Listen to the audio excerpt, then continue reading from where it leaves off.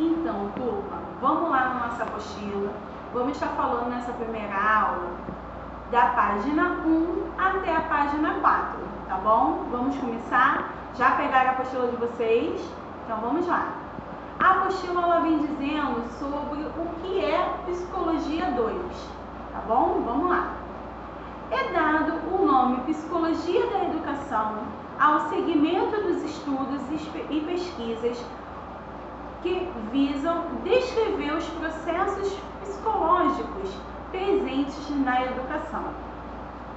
Teóricos como Sigmund Freud, Jean Piaget, Skinner, Roger e Levi-Vygotsky são os teóricos que nós vamos estudar dentro dessa psicologia, tá bom?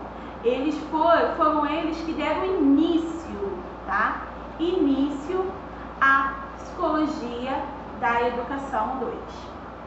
Continuando, são tidos como os precursores dos estudos da psicologia da educação. É comum na psicologia da educação referir-se à educação da criança e do adolescente, mas também do adulto. Ou seja, nós aqui vamos estudar não somente a aprendizagem, por que essa criança não aprende, ou qual é a dificuldade de aprendizagem que ela vai ter. Nós vamos também compreender um pouco o cérebro do nosso adulto, o porquê que esse adulto não aprende, tá? Continuando. O conceito da psicologia da educação. Histórico da psicologia da educação. Como já vimos em Psicologia 1, nós já vimos um pouco desse histórico. Aqui eu fiz só alguns tópicos importantes. Peço que vocês marquem aí na apostila de vocês, conforme eu vou lendo, tá bom? Vamos lá. Durante as 3 primeiras décadas do século XX, a psicologia aplicada à educação teve enorme desenvolvimento. Que desenvolvimento é esse, professora? Em 3 áreas, turma, destacaram-se as pesquisas experimentais da aprendizagem. O estudo, tá bom? O estudo e a medida das diferenças individuais e da psicologia da criança. Na década de 50, a psicologia da educação aparece como a rainha das ciências, né, da educação. Não mais é considerada como psicologia aplicada da educação, e sim, né, atualmente, a psicologia da educação é considerada um ramo tanto da psicologia como educação e caracteriza como a área de investigação dos problemas e fenômenos educacionais, a partir de um entendimento psicológico. Agora, a psicologia, turma, ela vem com outra roupagem, ela vem investigando os tais possíveis problemas, tá? Da dificuldade de aprendizagem dos nossos alunos, tá bom? É a investigação educacional dentro da escola, tá? Vamos lá. A psicologia da educação tem por objeto de estudo todos os aspectos das situações da educação, sob a ótica psicológica, assim como as relações existentes entre as situações educacionais e os diferentes fatores que as determinam. Seu domínio, turma, é constituído pela análise psicológica de todas as facetas da realidade educacional e não apenas a aplicação da psicologia à educação, ou seja, o seu maior objetivo é constatar e compreender, explicar o que se passa no seio da situação da educação. Por que essa criança não aprende? Eu estou constatando que ela não está aprendendo. E por que ela não compreende o que eu estou falando? É isso que essa psicologia, né, a psique, ela vem trazendo pra gente. Continuando, meus amores. A educação, né, a psicologia da educação, faz parte dos componentes específicos das ciências da educação, tais como a sociologia da educação ou a didática. Ela passa a ser ciência e passa a ser compreendida dentro do currículo educacional, tá bom? Ela estuda os processos educativos com a tripla finalidade. Primeiro, ela contribui, tá bom, à elaboração de uma teoria explicativa dos processos educativos, nível teórico, tá? Lá na outra página 2, lá em cima diz assim: segundo, elabora modelos e programas de intervenção, nível tecnológico. Terceiro, dar lugar a uma praxe educativa coerente com a proposta teórica formulada, nível prático. Então, turma, ela primeiro, ela contribui para uma elaboração, tá bom? Depois da contribuição dela, ela elabora mecanismo como essa criança vai aprender e depois ela executa, tá bom? Continuando. Conceito geral da aprendizagem. A aprendizagem é a aquisição de novos comportamentos que são incorporados ao repertório individual de cada indivíduo, ou seja, de cada pessoa, que deverá apresentar de modo, né, capacidades e habilidades não existentes anteriormente. Ou seja, quando tem a aprendizagem, tá? Quando tem aprendizagem, tem mudança de comportamento. Quando a nossa criança ela aprende, ela começa a ver o mundo que o cerca com outros olhares. A aprendizagem significativa. O que é isso, professora? É interessante destacar que não basta apenas ensinar.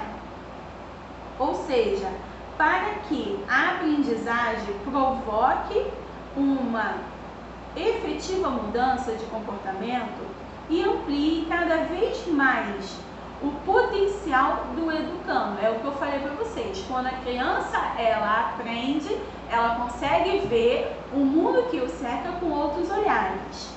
É necessário que ela perceba a relação entre o que está aprendendo e a sua vida, sendo capaz de reconhecer as situações em que aplicará o novo conhecimento, que eu já dei exemplo para vocês, tá bom? Ensino e instrução. O que é isso, professora?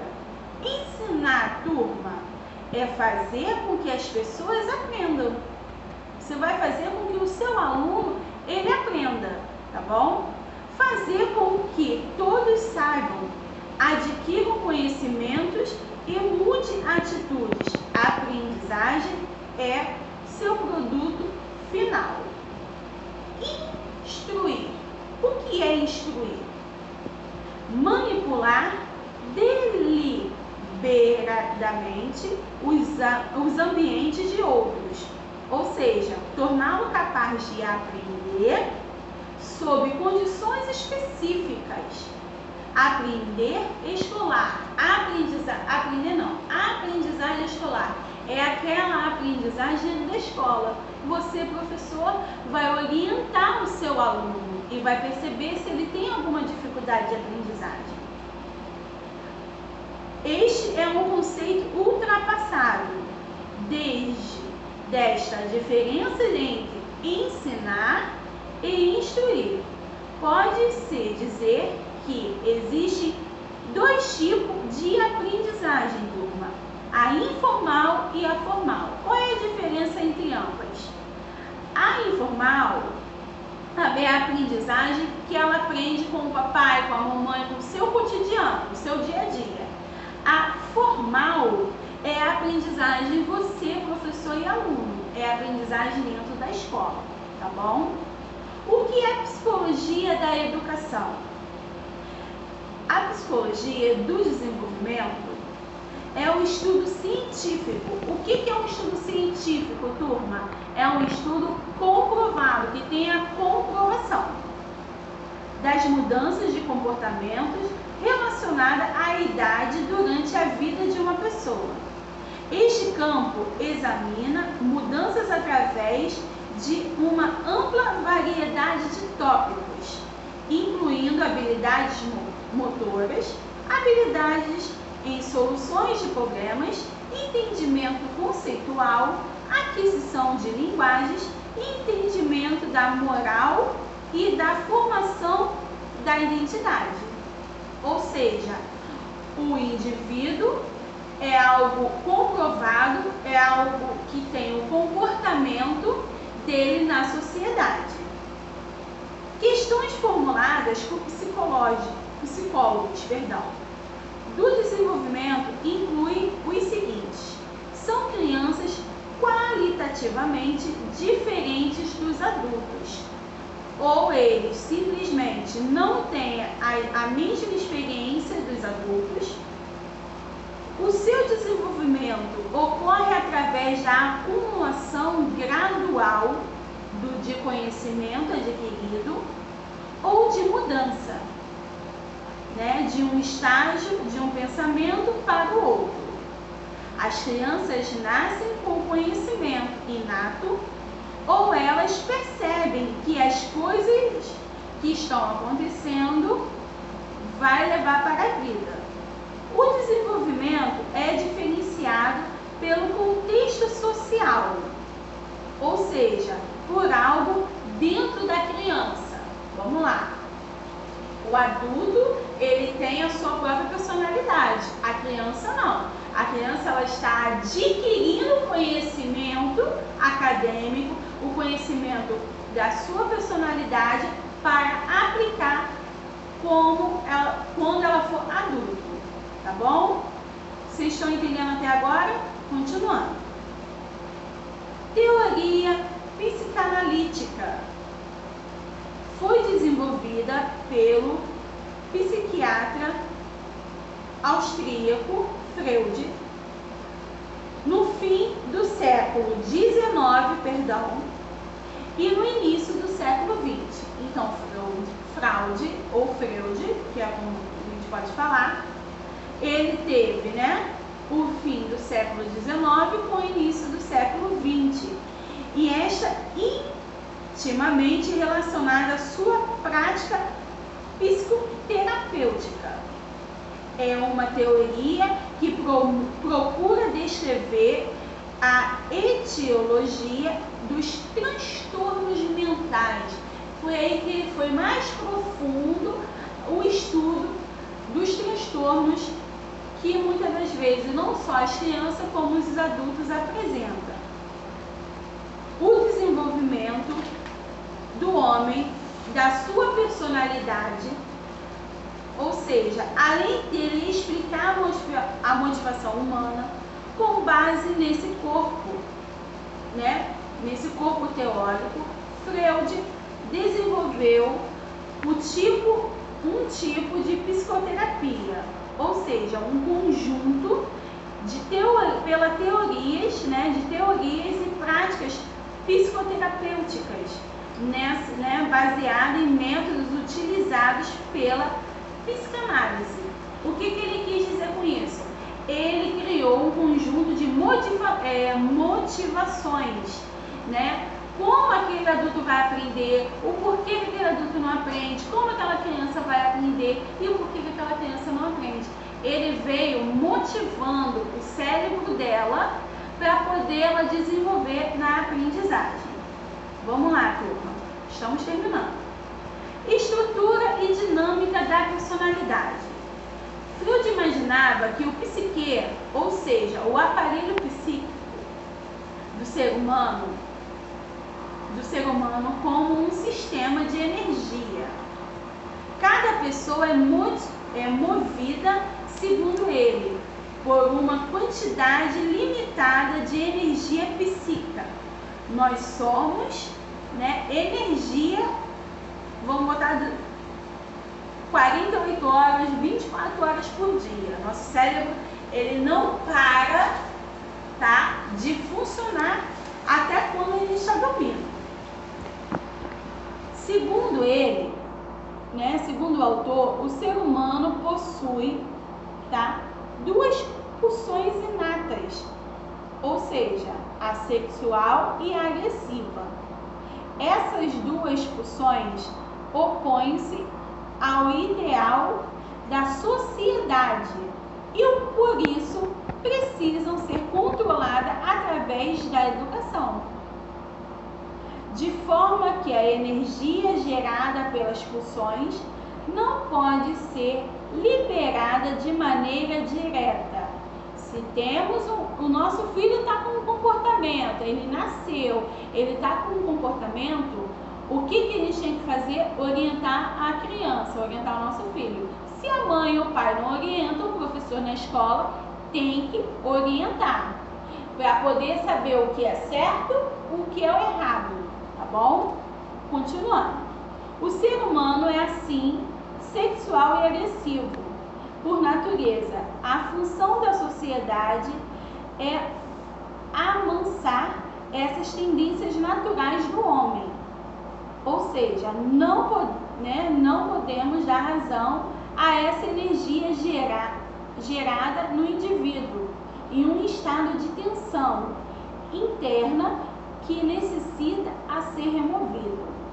Toda a ação do homem é motivada, assim, pela busca hedonística de dar vazão à energia psíquica acumulada. Ou seja, a energia, nós seres humanos temos energia que vem trazendo a motivação. Se motivarmos, vamos ter energia controlada ou não controlada.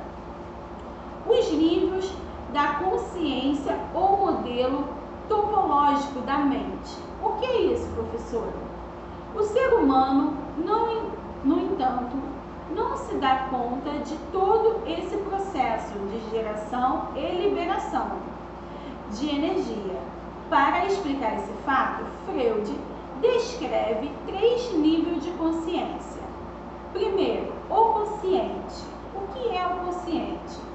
Que abarca todos os fenômenos que em determinado momento podem ser percebidos de maneira consciente pelo indivíduo. O pré-consciente refere-se aos fenômenos que não estão conscientes em determinado momento, mas pode tornar-se que o indivíduo deseja ocupar por eles. O inconsciente diz a respeito aos fenômenos e conteúdos que não são conscientes e somente sob circunstâncias muito especiais podem tornar-se. O termo subconsciente é muitas vezes usado como sinônimo, apesar de ter sido abandonado por Freud. Aqui embaixo tem um joguinho que vem dizendo assim: pré-consciente. O que é o pré-consciente? São conhecimentos guardados dentro da caixinha do nosso cérebro. Vou dar um exemplo para vocês. Por exemplo, eu perdi a minha mãe. Quando eu faço feijão branco, com mocotó vamos falar assim, eu lembro dela. Fica guardadinho, essa lembrança desse feijão branco, do cheirinho do feijão branco, ficou guardado lá dentro. Outro exemplo, o perfume. quando a gente está num ponto, a gente sente um cheiro de um perfume, isso faz com que você lembre de alguém. Por isso que vem dizendo, memórias, conhecimentos armazenados. São aquilo guardadinho lá dentro, que quando você vê alguma coisa, se faz de lembrar de alguém ou de alguma situação que ocorreu com você. Inconsciente é aquilo que estão no nosso subconsciente que não queremos lembrar. Um exemplo, o medo, as motivações, deixa eu ver outro exemplo, trauma de infância, isso tudo a gente quer esquecer. Então a gente usa o lado do nosso cérebro que se chama inconsciente. Lá na página 4, diz assim: Freud não foi o propor da parte da vida psíquica. Se desenvolve inconsequentemente, ok? Ele foi, no entanto, o primeiro a pesquisar profundamente esse território. Segundo ele, os desejos, pensamentos humanos produzem muitas vezes conteúdos que causaria medo em alguém, em algum indivíduo, se não fosse armazenado no inconsciente. O que eu já falei para vocês, o nosso cérebro, o nosso inconsciente, ele fica ligado no 220, tá? Ele tem uma energia enorme. Então, muitas das vezes, a gente acaba, por exemplo, acontece algo com a gente que deixa a gente triste, e quando a gente vai dormir, a gente acaba sonhando. E depois, por que eu sonhei? Por que eu tive aquele sonho? A gente tenta desvendar o porquê daquele sonho. Mas não, são os medos que ocasionou isso no nosso dia a dia. Pessoas depressivas, ela tem esse medo dentro dela, ela não consegue controlar esse medo. Então o seu inconsciente, ele fica sendo trabalhado com a energia 24 horas. Por isso que muitas das vezes a gente tem que tomar ou remédio para dormir ou até mesmo psicólogo, tá bom? Sua investigação levou a propor que o inconsciente é analógico e por aberto a contradições, atemporal e aespacial, ou seja, conteúdos permanentes na épocas ou espaços diferentes podem estar próximos. Os sonhos, que eu já dei exemplo para vocês, são vistos como expressão simbólica dos conteúdos do inconsciente. Eu já falei para vocês, aquilo que está acumulado no nosso cérebro, a gente acaba sonhando, colocando para fora. E às vezes a gente não sabe o motivo do sonho. Mas não é sinal de nada, nada mais é que o nosso inconsciente colocando aquilo que já estava armazenado ali para fora. Através da compreensão e dos conceitos do inconsciente, torna-se clara a compreensão da motivação da psicanálise clássica. Muitos desejos, sentimentos e motivos são inconscientes por serem muito dolorosos para tornar-se conscientes. Ou seja, o inconsciente, ele quer que o consciente trabalhe junto com ele, ele quer mandar no consciente. Mas não é bem assim não, vamos ver o que vem aqui. No entanto, esse conteúdo inconsciente influencia a experiência consciente de uma pessoa. Por exemplo, através de atos, falhos, comportamentos, emoções, medo, que causa depressão, culpa de alguma coisa. Assim, os sentimentos, sonhos, desejos, motivações, desse inconsciente influenciam a guia do comportamento do consciente. Ou seja, repito para vocês, o inconsciente quer mandar no consciente, tá? Turma, espero que vocês tenham gostado da nossa aula de hoje. Vou pedir, façam os trabalhos, tá bom? Façam os trabalhos, é de suma importância para somar com a nota da prova de vocês. Não deixem de botar o nome na chamada, não deixem de assistir às aulas, tá bom? Até a próxima aula. Fiquem com Deus, se cuidem. Beijos.